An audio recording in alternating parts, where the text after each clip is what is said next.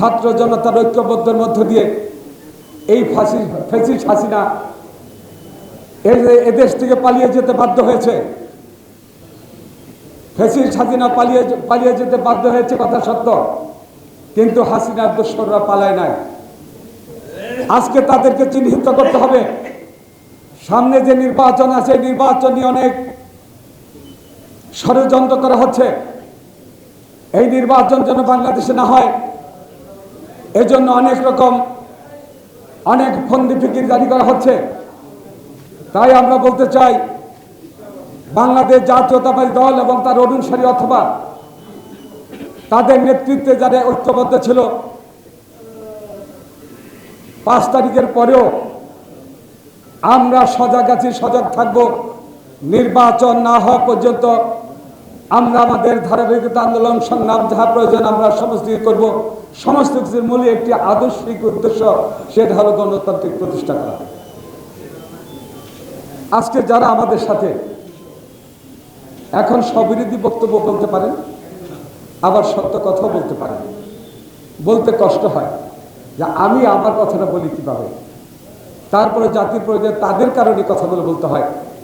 যে দলটি এই গণতন্ত্রের জন্য, একদলীয় শাসন ব্যবস্থার বিরুদ্ধে এবং বেগম খালেদা জিয়ার সেই উক্তিটি, অর্থাৎ তত্ত্বাবধায়ক সরকারের বাইরে কোনো নির্বাচন তারা মানে না, তারাও তত্ত্বাবধায়ক সরকার প্রতিষ্ঠার জন্য আওয়ামী লীগের সাথে ঐক্যবদ্ধ হয়ে ওই সময় অনেক মানুষকে খুব গুম হত্যা করেছিলেন। কিন্তু দেশনেত্রী বেগম খালেদা জিয়া সেদিন পার্লামেন্টে গিয়ে এই তত্ত্বাবধায়ক সরকার বিল পাশ করে এবং এই তত্ত্বাবধায়ক সরকার প্রতিষ্ঠা করে।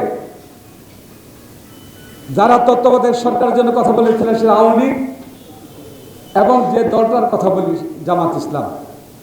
আজকে কি করে জামাত ইসলাম তত্ত্বাবধায়ক সরকারের বাইরে অবস্থায়, কোন আদর্শে, কেন, কোন ষড়যন্ত্রে লিপ্ত হয়েছেন? আপনাদের নেতৃত্বে তত্ত্বাবধায়ক সরকার বেগম খালেদা জিয়া মেনে নিয়েছিলেন। অনেক খেলোয়াড় স্বাধীনতা যুদ্ধে আপনার দেশের কথা বলেন, জনগণের কথা বলেন, মানুষের কল্যাণ করতে চান, গণতন্ত্রের কথা বলেন, স্বাধীনতার প্রশ্নবিদ্ধ কারা? গোলাম আজম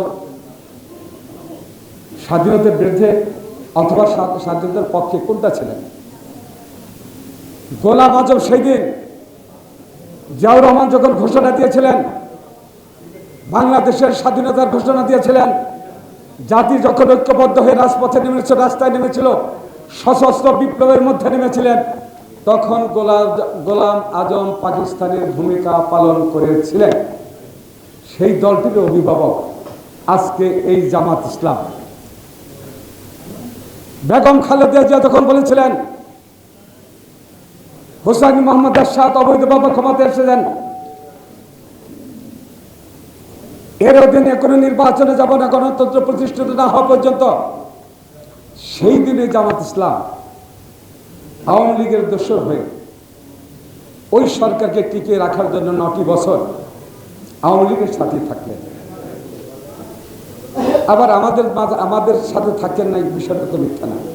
অর্থাৎ এত চতুর, এত সুকৌশল, তার দেশের জন্য না, তাদের দলের জন্য, তাদের জন্য যাহা করা দরকার, সত্যকে মিথ্যা, মিথ্যাকে সত্য, এই যে বিষয়টা আজকে সেটা প্রমাণিত হয়েছে। একদিকে একসাথে রাখলেন, বেগম জিয়ার সাথে খালেদা আসলেন, নির্বাচনে আসলেন এবং আপনার 2জন মন্ত্রীও পেলেন। তাতেও সন্তুষ্ট না থেকে আজকে ম্যাডামের সাথে, নেত্রীর সাথে, চেয়ারম্যানের সাথে ঐক্যবদ্ধ হয়ে হাসিনার পতন ঘটালেন। এখন এসে বললেন কি পিয়ার নামে কি কোনো আন্দোলন হয়েছে?